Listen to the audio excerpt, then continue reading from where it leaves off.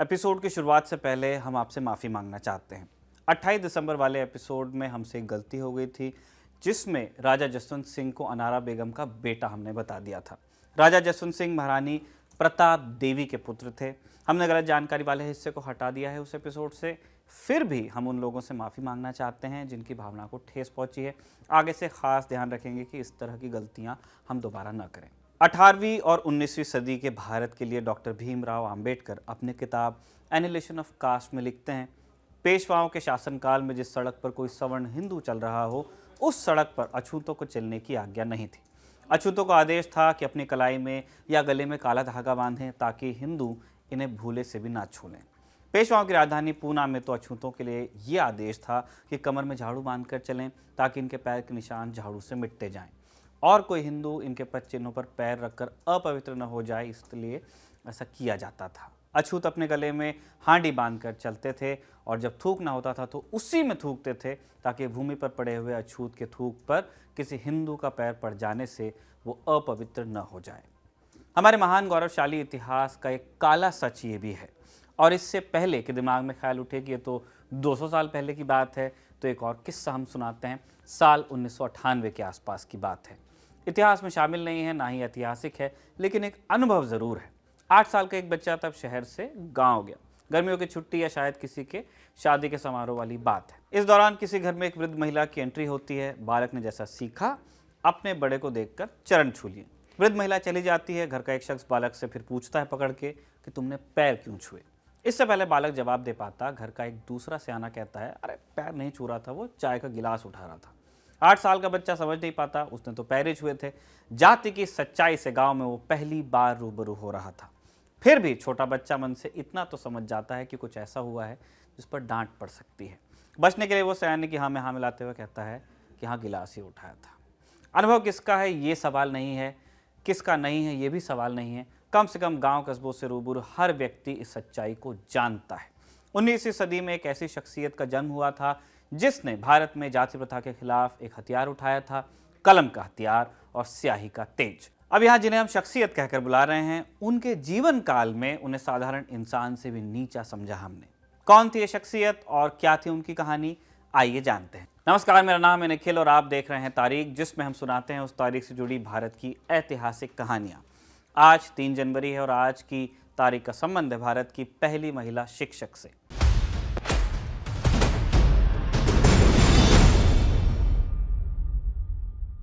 हम बात कर रहे हैं सावित्रीबाई फुले की, जिनका जन्म हुआ था आज ही के दिन यानी 3 जनवरी 1831 के रोज। जन्म स्थान था महाराष्ट्र का सातारा जिला, उसका नायगांव इलाका।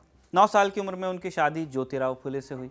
ससुराल में कदम रखते वक्त उनके पास एक अमूल्य निधि थी, एक किताब जो उन्हें ईसाई मिशनरी ने दी थी। युवा दिनों से ही ज्योतिराव जाति के सवाल से जूझ रहे थे।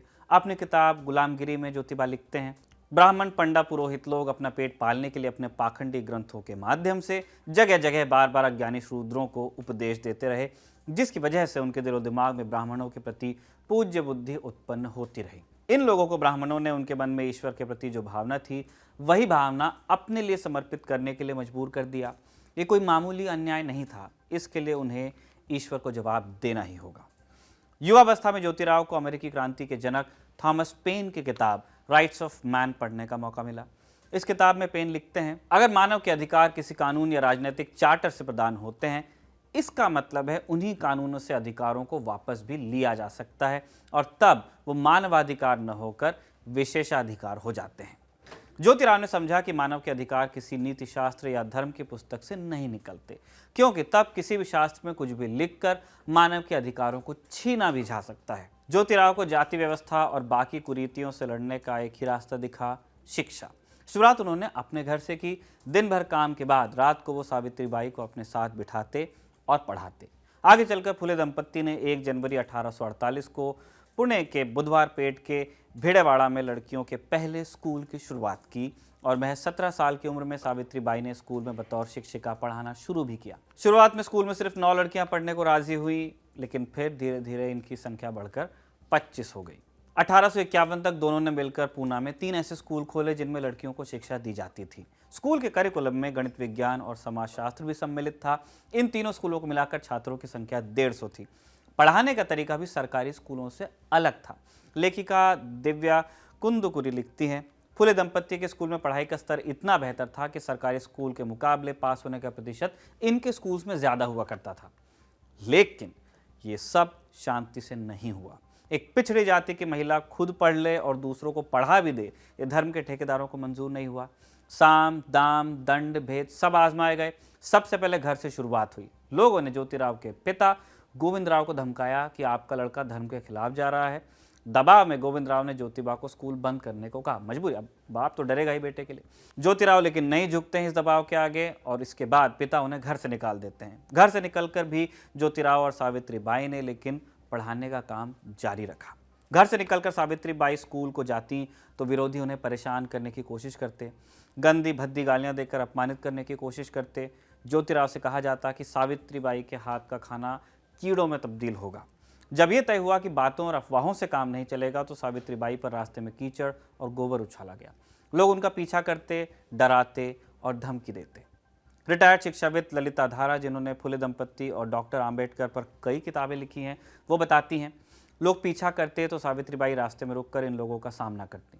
शालीनता से कहती, मेरे भाइयों, मैं तुम्हारी ही बहनों को पढ़ा रही हूँ। जो गोबर और पत्थर तुम मुझ पर उछाल रहे हो वो मेरे लिए फूलों के समान है।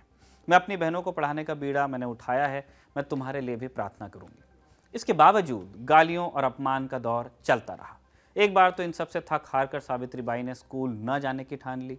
तब उनके पति ज्योतिबा ने उनका हौसला बढ़ाया। ज्योतिबा ने सावित्रीबाई को 2 साड़ियाँ दी।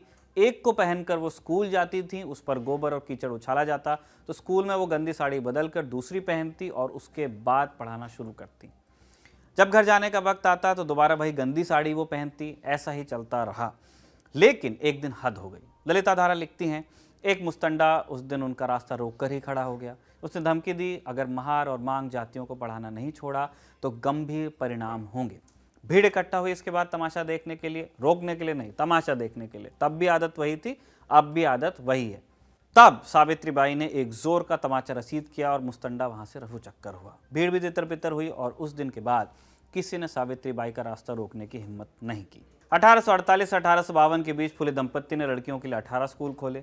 सावित्रीबाई फुले को समझ आ गया था अब तक कि शिक्षा के बिना, खासकर अंग्रेजी शिक्षा के बिना, शूद्र अतिशूद्र मुख्य धारा में शामिल नहीं हो पाएंगे। इसीलिए वो शूद्र अतिशूद्रों को अंग्रेजी पढ़ने के लिए प्रोत्साहित करती हैं और अंग्रेजी मैया नाम की कविता में वो लिखती हैं, अंग्रेजी मैया का दूध पियो वही पूछती है शूद्रों को। शिक्षा के अलावा लड़कियों को और बहुत सी धार्मिक कुरीतियों से भी रूबरू होना पड़ता था उन दिनों। हम लगातार बताते ही रहते हैं तारीख के एपिसोड्स में। तब बहुत सारी लड़कियां छोटी उम्र में ही विधवा हो जाती थीं और उनके बाल काटकर उन्हें गंजा कर दिया जाता था। तर्क ये कि लड़कियां कुरूप रहें ताकि उनकी तरफ कोई पुरुष आकर्षित न हो सके। 7 दिसंबर के एपिसोड में तारीख वाले हमने आपको विधवा पुनर्विवाह कानून के बारे में बताया था। तब बंगाल में ईश्वर चंद्र विद्यासागर विधवाओं के पुनरुत्थान के लिए लड़ रहे थे। उसी किस्से में हमने ये भी बताया था कि किस प्रकार विधवा स्त्रियों और लड़कियों को हवस का शिकार बनाया जाता था। विधवा गर्भवती स्त्री के पास सिर्फ 2 रास्ते बचते थे, आत्महत्या या गर्भपात। गर्भपात के खिलाफ अंग्रेजों ने कानून बना लिया था क्योंकि वो कैथोलिक मानसिकता से थे। इस सब को देखते हुए ज्योतिराव और सावित्रीबाई ने गर्भवती स्त्रियों के लिए एक केयर सेंटर शुरू किया जिसका नाम था बाल हत्या प्रतिबंधक गृह। यहाँ ऐसी महिलाओं की देखभाल कर उन्हें रहने और खाने का ठिकाना मुहैया कराया जाता था। अगला नंबर था विधवाओं को गंजा करने की कुप्रथा का, इसे रोकने का, जिसका विरोध करते हुए सावित्रीबाई फुले ने नाइयों की हड़ताल कराई और इस प्रथा के खिलाफ जोर शोर से आवाज उठाई। सिर्फ समाज के तौर पर ही नहीं, सावित्रीबाई ने इन मूल्यों को अपने निजी जिंदगी में भी उतारा। एक बार ज्योतिराव ने महिला को आत्महत्या का प्रयास करते देखा तो उसे रोका और अपने घर लेके आए। सावित्रीबाई ने न सिर्फ उस महिला को अपने घर में जगह दी बल्कि उसके बच्चे को अपना नाम दिया और उसकी परवरिश की। यशवंत नाम के इस बालक को पढ़ा लिखा कर डॉक्टर भी बनाया। फुले दंपत्ति ने अपने जीवन काल में अनाथ बच्चों के लिए 52 बोर्डिंग स्कूल्स खोले थे। 1890 में ज्योतिराव की मृत्यु हुई तो सावित्रीबाई ने उनकी चिता को खुद आग लगाई। उस समय के हिसाब से ये क्रांतिकारी कदम था। सत्य शोधक नाम की संस्था जिसे ज्योतिबा बना गए थे, उसका काम भी उन्होंने अपने जिम्मे लिया। अपने जीवन काल में उन्होंने 2 काव्य पुस्तकें भी लिखी। पहला कविता संग्रह काव्य फूले 1854 में छपा, तब उनकी उम्र सिर्फ 23 साल की थी। कविताओं की दूसरी किताब बावन कशी सुबोध रत्नाकर 1991 में आई, जिसको सावित्रीबाई फुले ने अपने जीवन साथी ज्योतिबा फुले की जीवनी के रूप में लिखा था। पब्लिश ये बहुत बाद में हुई थी ऑफ कोर्स। इस तरह वो आधुनिक मराठी में पहली कवयित्री बनी। 1897 में पुणे में प्लेग फैला, तब भी अपनी संस्था के जरिए उन्होंने मरीजों की मदद की। पॉलिटिकल एक्टिविस्ट प्रमिला दंडवते लिखती हैं कि इस दौरान उन्होंने हर दिन 2000 अनाथ बच्चों को भोजन मुहैया कराया। मरीजों की सेवा के दौरान उनको भी प्लेग ने पकड़ लिया और 10 मार्च 1897 को 66 साल की उम्र में सावित्रीबाई फुले का देहांत हुआ। भारत में सिर्फ पिछड़ों के अधिकारों के लिए ही नहीं, लड़कियों को शिक्षा के अधिकार दिलाने में भी सावित्रीबाई फुले का बहुत बड़ा योगदान है। उनके जन्मदिन पर आप सभी को हार्दिक शुभकामनाएं दी ललन टॉप की तरफ से। अंत में एक कविता के साथ आपको छोड़ते हैं। दलित विमर्श पर लिखने वाले सुकीर्थ रानी एक तमिल लेखक हैं। अपनी कविता की अंतिम पंक्तियों में वो लिखती हैं, हिंदी में सार जो है वो हम आपको यहाँ बता रहे हैं। उन्हें लगता है मैं, मेरा घर, मेरी गली और मेरा वजूद गांव के अंतिम छोर पर है। मैं कहती हूँ देखो गांव वहीं से शुरू होता है। बात हो रही है गांव के बाहर बसाए गए पिछड़े वर्गों के घरों की।